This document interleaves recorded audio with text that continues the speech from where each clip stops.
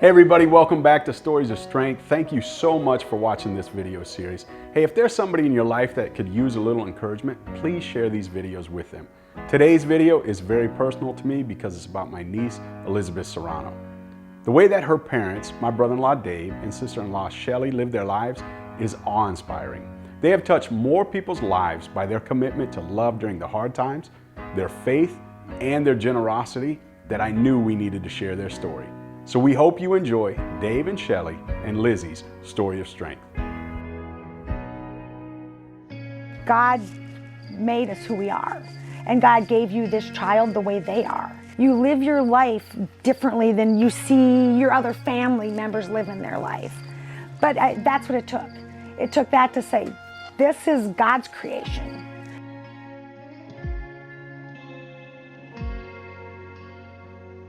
Hello, I'm Dave Serrano. I'm Shelly Serrano, and this is our story. Our story, well, Liz got diagnosed with autism when she was 2.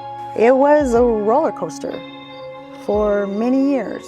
At first, when she was young, easy to control, loved to go places, church, Sunday school. A lot of people don't understand with a special needs kid, especially like Lizzie, it is 24-hour by 7, care. She doesn't really do much by herself, functions at a 2 or 3-year-old, and it can be, I'll say, it can be isolating. And that was one of the great reasons why we moved back in this area. She's gotten better now. We can ask tonight, we can go places.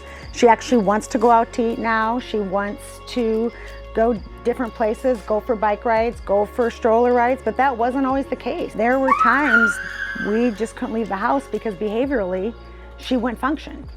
And loud noises are hard for her. Anytime she goes to a new place, a new restaurant, a new set of stairs, she has to learn it. She has to know what that feels like to be in that place. There's times where she normally sleeps maybe 1 night a week through the night, 2 nights a week, and she's up screaming, hitting herself. During the day, we could go for an hour with her just whacking herself, or pulling out her hair, or biting her arms, or... Today, usually not that severe, but again, if you look at her arms right now, they're both just, they're chomped. That's how, when she's under stress or for whatever reason doesn't want to do something, that's her go-to. I have had to learn patience. I go sleep in the car sometimes at night, so I don't have to listen to her. I sit like this, do you know what I mean? The communities that we're in, they've received Liz very well. The owners around here, the managers, the people, the owner there will give her, this whole root beer for herself. Here, Liz, take this home. I mean, when you look at the arc of her life, whenever we have needed something, it has been there. God made us who we are, and God gave you this child the way they are. And that's probably when I turned it around and I'm like, this isn't about me. And sometimes it still is about me. But no, because it's hard. It's hard because you live your life differently than you see your other family members living their life. But that's what it took. It took that to say, this is God's creation.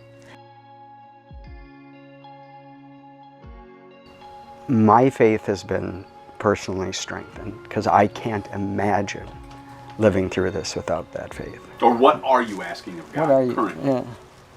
So what would you say? What would I say? To live one day, one of us to live 1 minute longer than Liz. Yeah, and that's totally up to God, whether we do or not or whatever, and then people will have to make decisions. But certainly if we had a prayer, it would be that we would stay healthy, that we would live at least 1 day longer than Liz, and be gone at least 1 day before our other daughter. So that's probably people might not understand that, and yeah, so we try to stay healthy. He's better at that than me too. But he's good at a lot of things. That's why we call him St. Dave. Yep, he's St. Dave.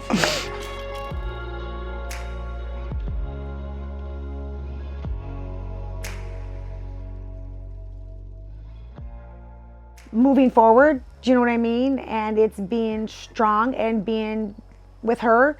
Trying to have a perfect hope, because you know what the future holds, but there's very imperfect days often.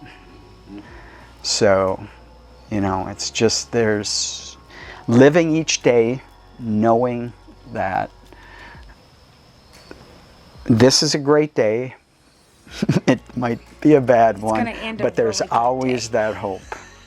You know that, honestly, that this life, we know it is going to someday fly past us, and there's better days ahead. Hope is a great thing, and we have to sometimes endure the trials.